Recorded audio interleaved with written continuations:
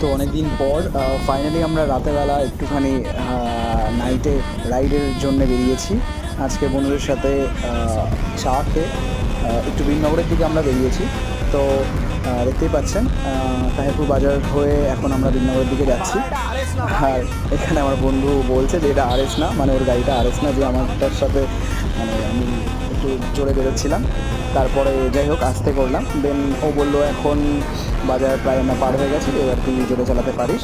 তারপরে আমি একটুখানি জোরে চালালাম। যাই হোক রাতেরবেলা একটা রাইড করার একটা মজাই আলাদা, বিশেষ করে 9টা-10টার সময় কেউ রাইড করলে ভালো মতো বুঝতে পারবে। এই ফিলিংটা তো আর বলে বোঝানো যায় না। যাই হোক সামনে পুলিশ স্টেশন ছিল, তাই আমরা স্লো করে নিয়েছিলাম। এবার এই একটা শট আমরা তুললাম। শটটা তুলনামূলক আশা করি ভালোই ছিল। এই শটটা তোলার জন্যে আবার আমাদের ক্যামেরাটা একটুখানি ঠিক করতে হলো। যাই হোক এই করে রাইডটা শেষ হলো, কিন্তু এই যে সামনে আবার কুকুর সব জায়গায়ই থাকে বাধা দেওয়ার জন্য।